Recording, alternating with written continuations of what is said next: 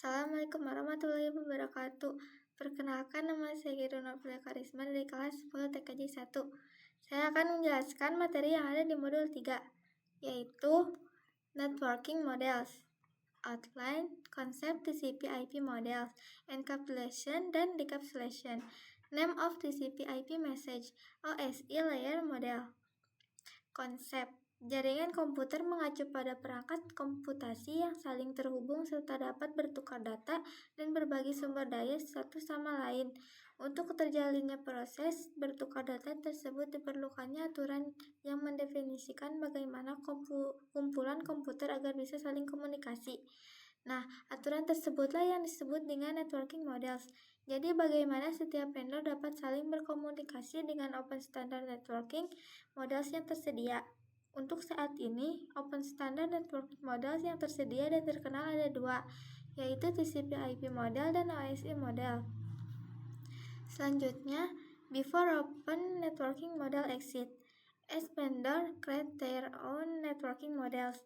On 1974, IBM create System Architecture Network SNA. Other vendors also create their own networking models. After open networking model exist, each vendor use same networking models then can communicate each other. TCP/IP model. TCP/IP model merupakan jenis networking model yang saat ini common digunakan. Jadi, TCP/IP itu mendefinisikan suatu protokol agar antar komputer, utamanya yang berbeda network, itu bisa saling komunikasi. Nah, untuk membantu dalam memahami, setiap networking model itu dipecah menjadi bagian kecil yang disebut layer. Secara dokumentasi, TCP/IP model terdiri dari 4 layers. Namun penerapan dalam real network, TCP/IP model lebih mudah untuk dibagi menjadi 5 layers. Ini adalah contohnya. Selanjutnya ada TCP/IP Application Layer. Application Layer berfungsi sebagai antarmuka dengan aplikasi, mengatur bagaimana aplikasi dapat mengakses jaringan dan kemudian membuat pesan-pesan berskala.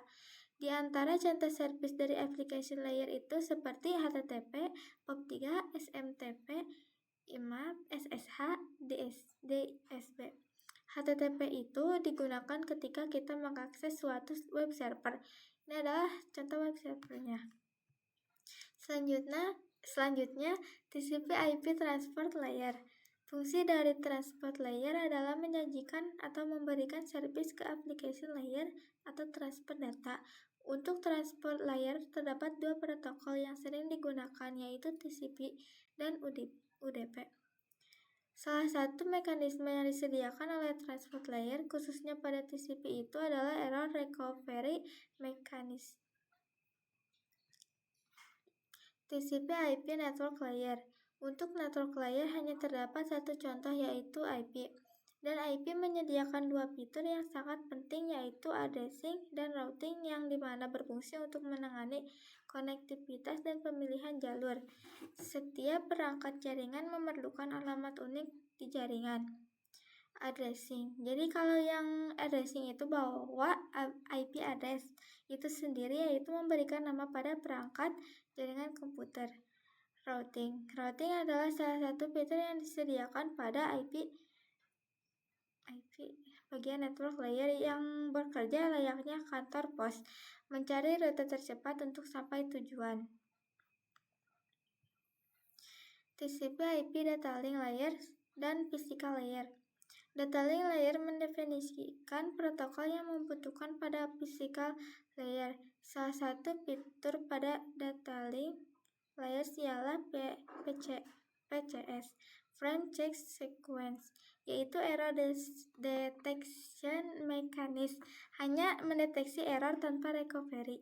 Addressing yang digunakan pada data link layers adalah MAC address. Physical layers mendefinisikan cabling pada suatu jaringan komputer, mendefinisikan secara fisik apa yang digunakan untuk menghubungkan antar device.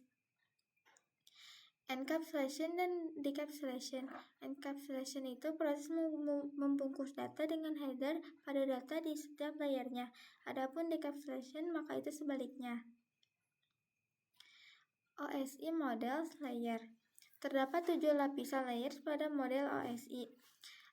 Aplikasi layer, presentation layer, essential layer, transfer layer, network layer, data link layer, physical layer, dan lower layer berkaitan dengan user interface, data, dan communication session.